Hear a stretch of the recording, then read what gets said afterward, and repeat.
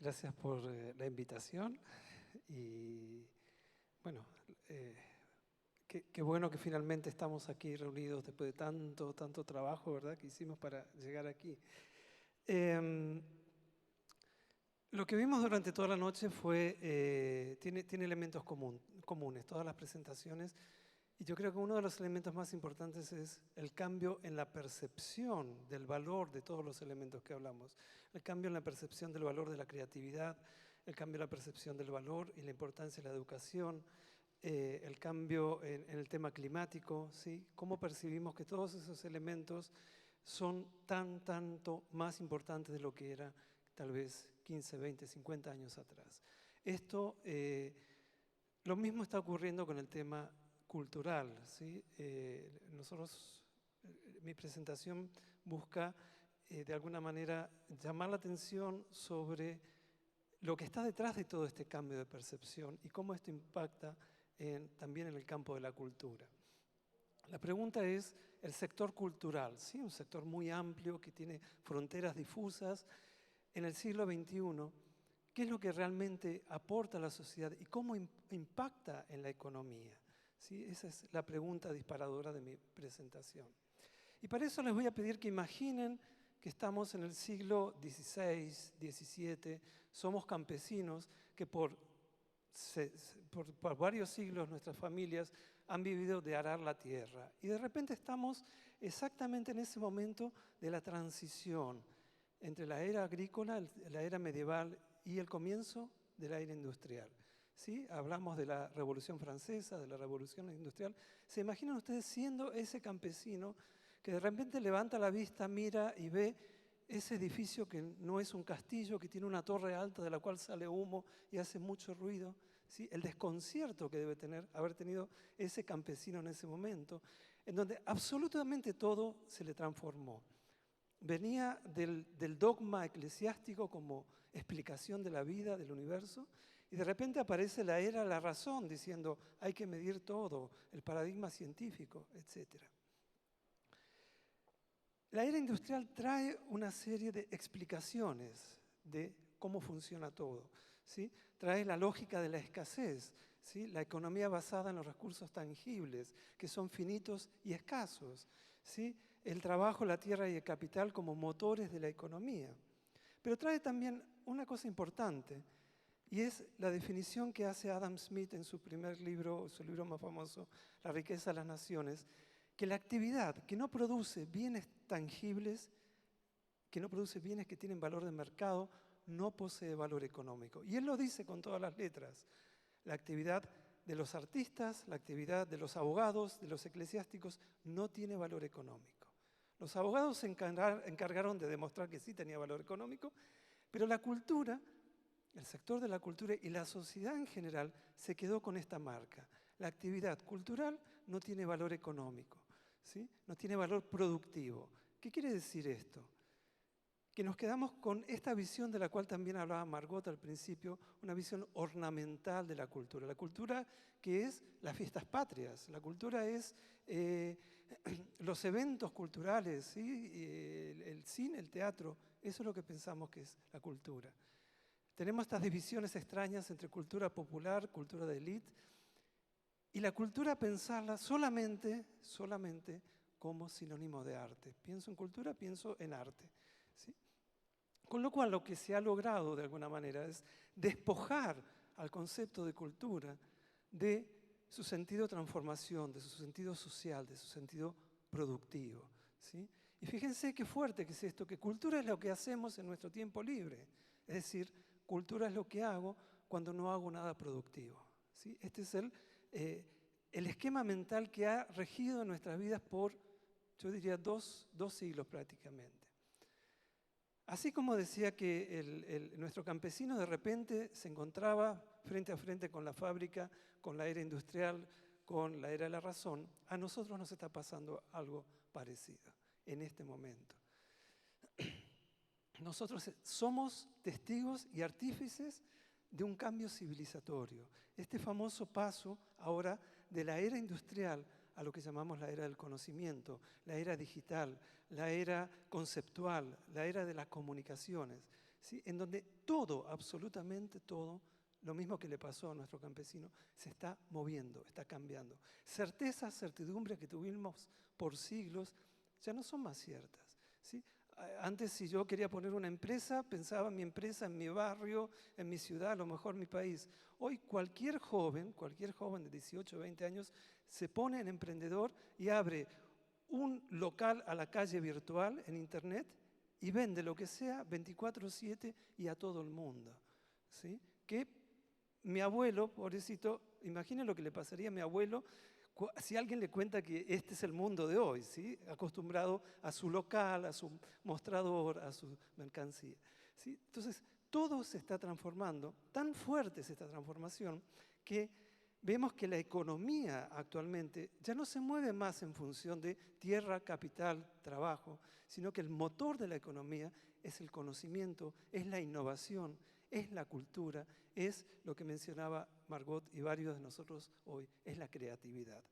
El motor que dinamiza la economía en estos momentos son estos 4 elementos intangibles, porque todo esto deriva no solo en lo que Manuel Castells, uno de los historiadores más conocidos en este tema, es que la fuente de la productividad ya no está más en los recursos tangibles, sino en la generación de conocimiento, en el procesamiento de la información y la comunicación simbólica. Conocimiento, información, comunicación simbólica, eso es lo que hace la cultura, ¿sí? Yo uso el conocimiento ancestral, el conocimiento de hoy, lo transformo en información y le doy formato simbólico.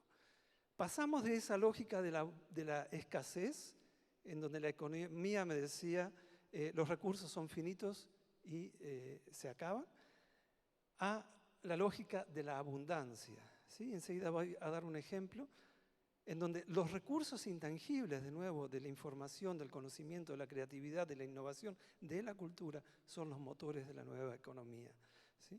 Entonces hablamos de economías heterodoxas que rompen con los esquemas, y hablamos de innovación, de la economía tradicional, de la economía neoclásica tal como la conocemos todos, ¿sí?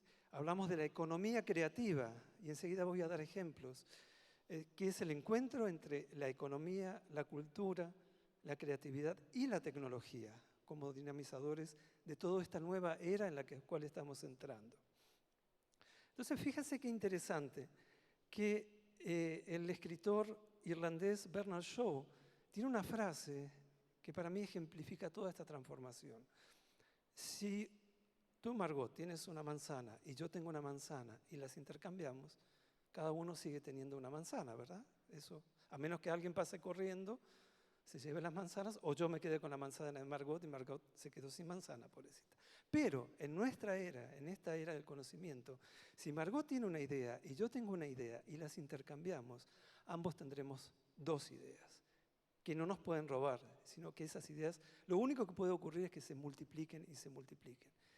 Y la fuente y el sustento, el motor de la economía en estos momentos son las ideas. Todo lo que se deriva de las ideas. Si no, pregúntele al señor Steve Jobs, pregúntele al señor de Facebook, ¿sí? Google, ¿qué comercia Google? Comercia el intangible de la información, nada más, ¿sí? Entonces, yendo al campo de la cultura, uno dice, bueno, ¿y en todo esto qué pasa con la cultura? La cultura es realmente ese sector que es improductivo económicamente, que sirve solamente para divertirse. Permítanme mostrarle algunos ejemplos para finalmente terminar con algo que nos ocurre todos los días. El tango. Yo soy oriundo de Buenos Aires, así que el tango está en mis venas, ¿sí? En los años 70, cuando yo era mozo, y era joven, el tango era un género en decadencia. El tango era música de viejos, ¿sí? Mi generación no escuchaba tango. Yo era el único loco que adoraba el tango desde siempre. 2013, 40, 50 años más tarde, el tango es uno de los elementos más importantes en la economía de la ciudad de Buenos Aires. Quien haya estado en Buenos Aires o haya escuchado sabe que la cultura es el motor de la economía en Buenos Aires. Dentro de eso, El 10% del PBI de la ciudad lo genera el sector de la cultura y de ese 10%, el 5 o 6% está vinculado con el tango. A partir del tango ocurre lo que vamos a ver ahora, ¿sí? 400 millones de dólares en la ciudad se mueven en torno al tango y más de 3.000 millones de dólares se mueven en el mundo alrededor del tango. O sea, piensen ustedes lo que estoy diciendo. El tango es un género prostibulario, nacido en los arrabales de Buenos Aires al final del siglo XIX.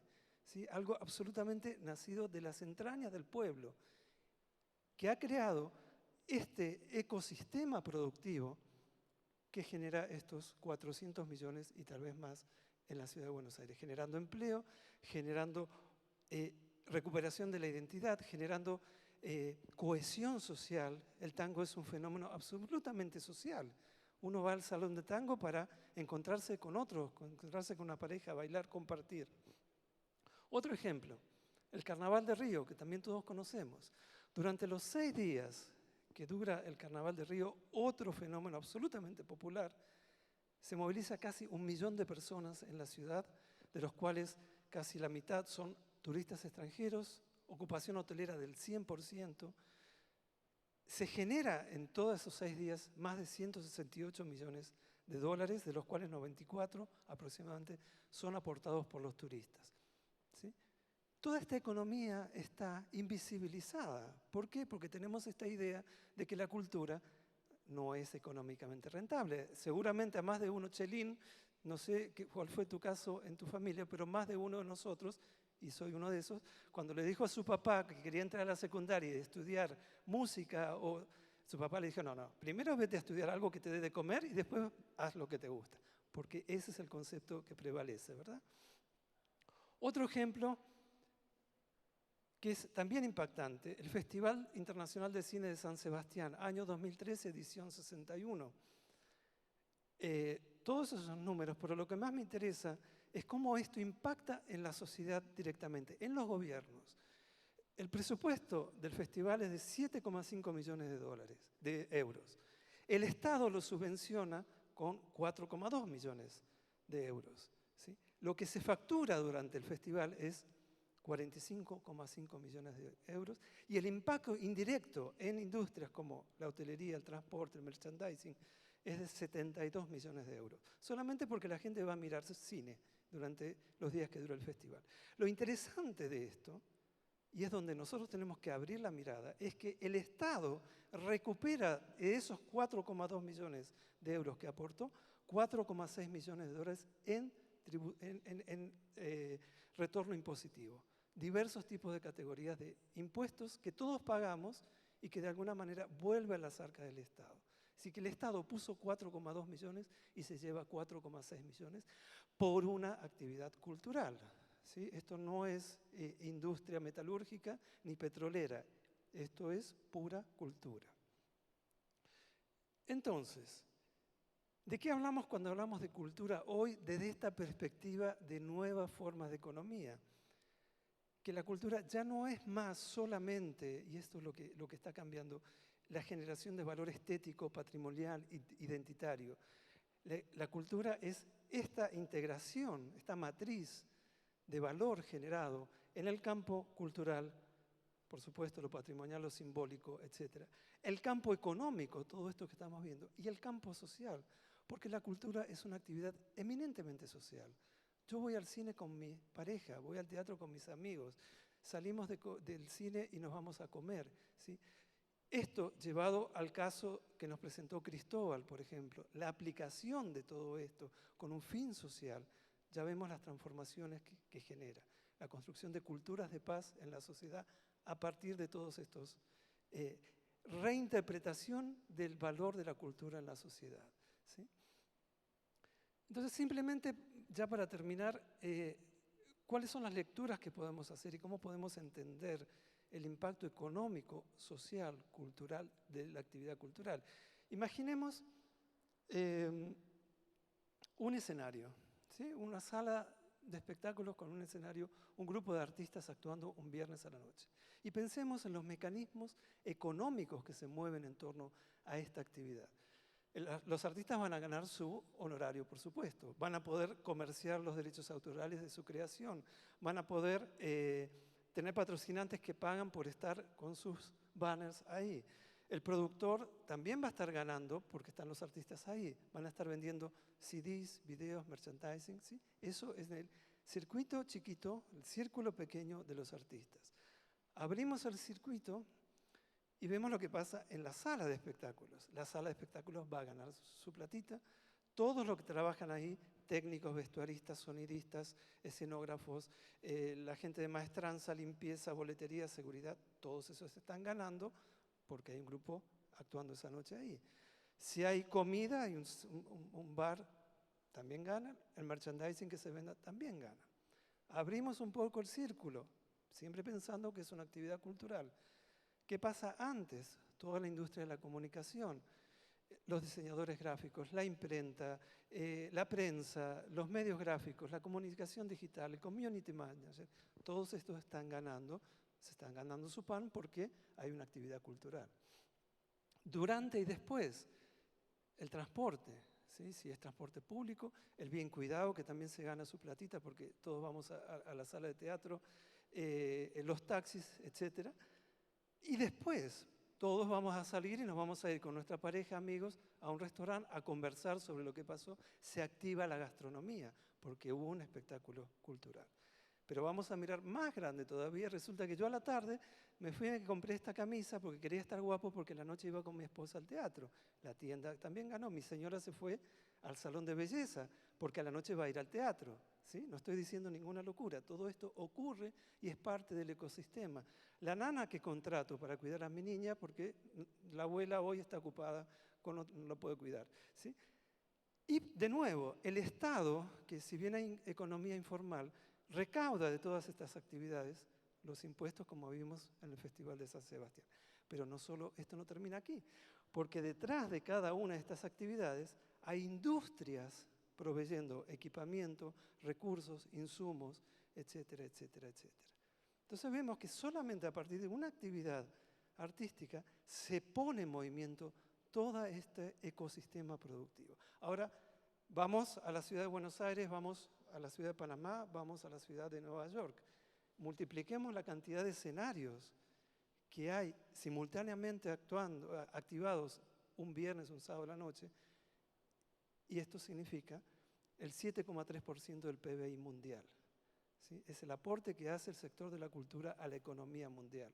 En el año 2011 se calculó que la exportación de bienes culturales fue de aproximadamente 640.000 millones de dólares en el mundo. Y así podemos ir a cada ciudad, a cada barrio a investigar cuánto aportó económicamente, qué significó el hecho de que tuviéramos esos artistas ahí. Ahora bien, ya para terminar, si yo hago la lectura de esto desde este paradigma económico, lo que voy a ver son flujos de dinero. Va dinero para acá, viene para allá, y hago todos estos cálculos. ¿Cómo lee el paradigma cultural todo esto? El paradigma cultural lee estas matrices de generación de valor, valor social, valor cultural y valor económico.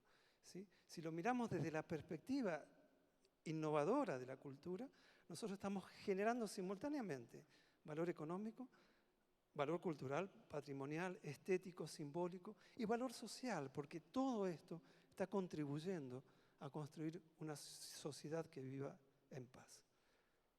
Entonces, finalmente, ¿de qué estamos hablando? De una nueva visión de la cultura, una visión que se conecta directamente con nuevas formas de pensamiento económico que se integran estos 4 elementos: cultura, economía, tecnología y lo social. Muchas gracias.